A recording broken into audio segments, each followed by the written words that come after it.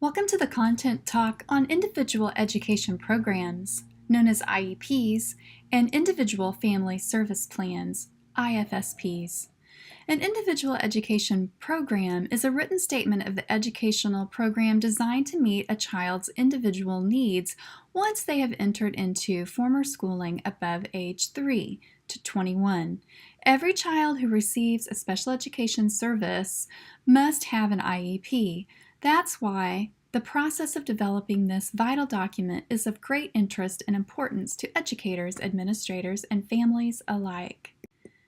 In this content talk, we will review and begin with explaining the main components of the IEPs and IFSPs.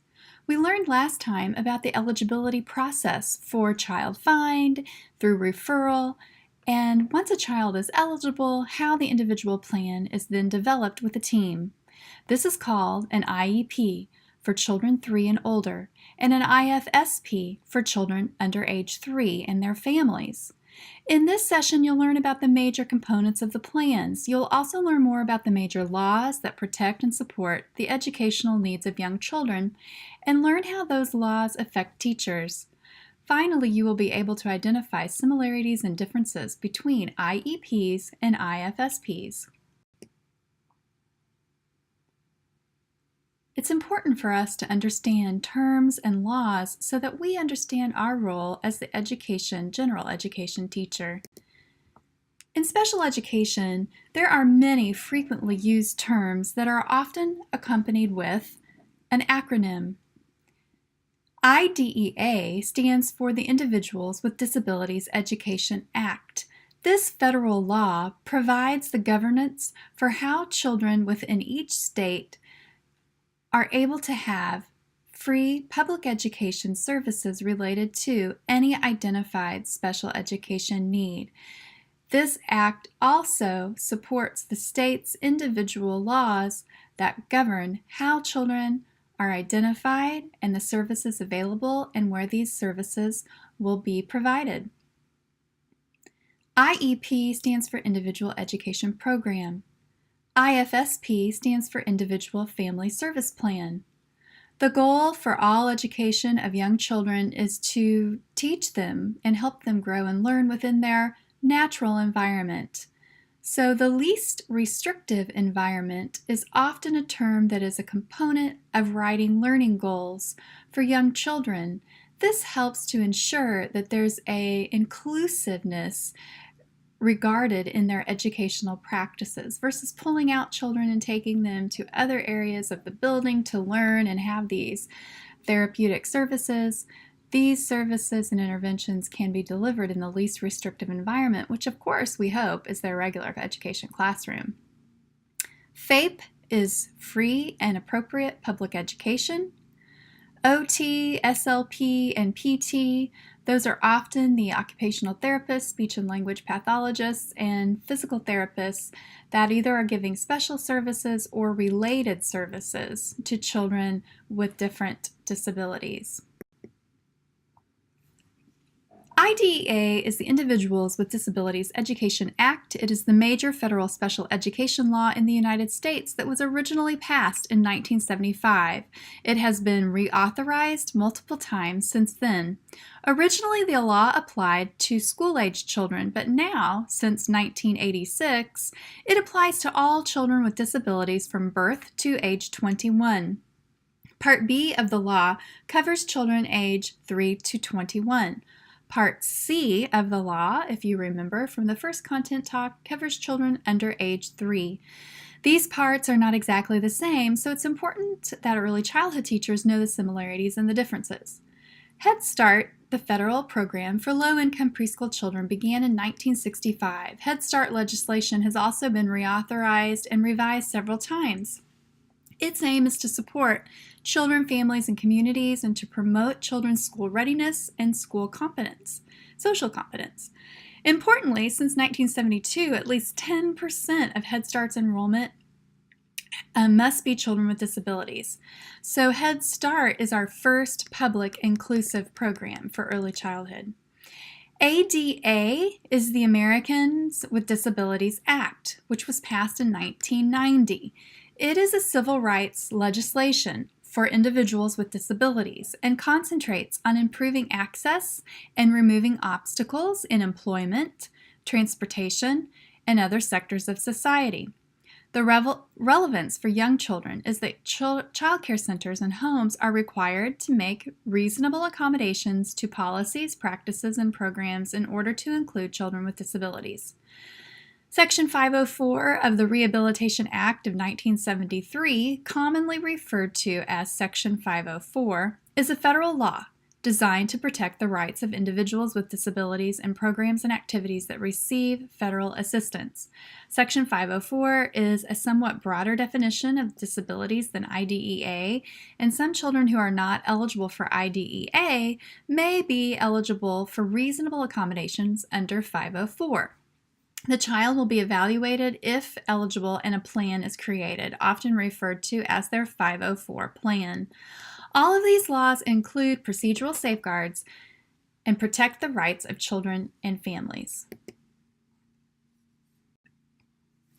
We generally talk about two of these parts. IDEA is the main law affecting special education, and the two parts that we generally talk about our associated regulations have the greatest impact on children, families, teachers, and school agencies. These parts are Part B, which covers children ages 3 to 21, and Part C, which covers children birth through their 3rd birthday.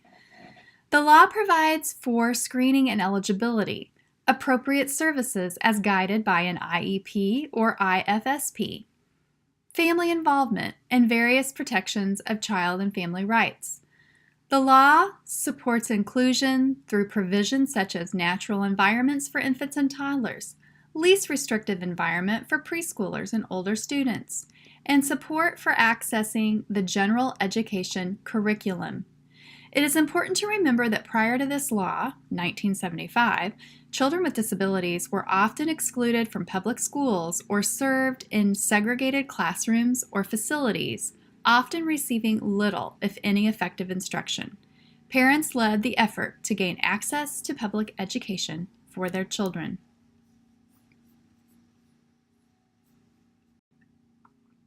Now, let's talk a little bit more in depth about individual education programs and individual family service plans. At this time, you can access the handout that is online, the difference between IFSP and IEPs. It is posted to our week-by-week content right around the link to this video. Look at this handout and think about your previous experience with IEPs or IFSPs. Some children that you've had in your classroom may have had one or the other. Some of you may have encountered families that have another child who have had an IEP, and sometimes we also encounter adults who they themselves, as parents, had an IEP when they were in school. You may hear both positive and not so positive comments. You know, it's important for us to remember that IEPs and IFSPs are intended to help identify children and provide goals and educational services that will help them accomplish those goals. The individual plan is developed by a team that always includes the parent or parents or a primary caregiver. The law outlines who must be on the team. Others may participate, including people invited by the family. At a basic level, the IEP or IFSP is an agreement with the family that identifies the child's needs and what the school district or Part C agency will do to address those needs. The IEP is an annual plan with yearly reviews. The IFSP is a 6-month plan and reviewed at least every 6 months. The components of the IEP include a statement of the child's present level of educational performance and a description of how the disability affects the child's participation in age-appropriate activities, a statement of annual goals and short-term objectives detailing what the child is to learn over a specific amount of time with criteria to determine if goals and objectives have been met. Short-term objectives are required for children with significant cognitive disabilities, but they're helpful as incremental steps for all children. The statement of the special education and related services to be provided to help the child achieve the goals and objectives. The extent of time to which the child will participate with non-disabled peers in the general education setting.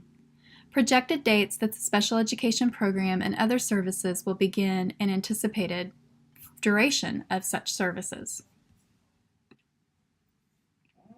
The IFSP components include a statement of the child's present level of development within the following domains: physical, cognitive, communication, psychosocial, and adaptive.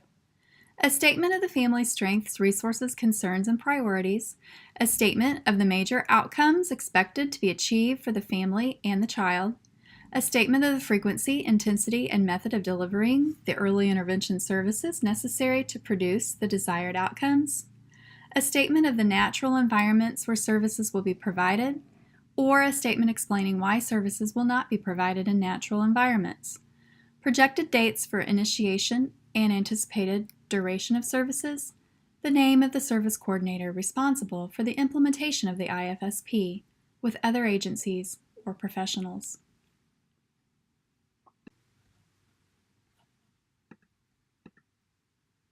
At this point, you are going to pause this content talk, and now you will go to the series of video clips that will demonstrate a full IEP meeting, how the meeting is set up, and then as you're looking at each of the different facets of the meeting, you'll be able to identify the different requirements that occur in an IEP meeting, such as the parental participation, the parental advocates that might be there, in addition to the different roles of the school community. After the last video, come back for 3 more slides to finish this content talk.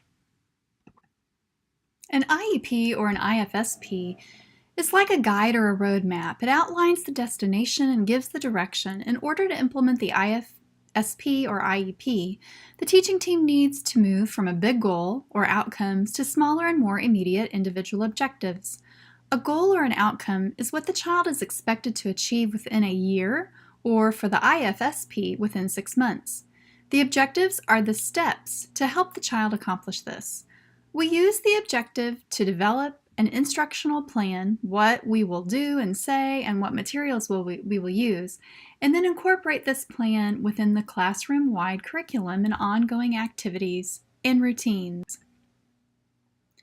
Later, we'll learn some strategies for breaking down big goals into smaller objectives. Objectives, also called behavioral or learning objectives, are the smaller parts that can be sequenced for teaching so that the child accomplishes the goal. An objective has different components.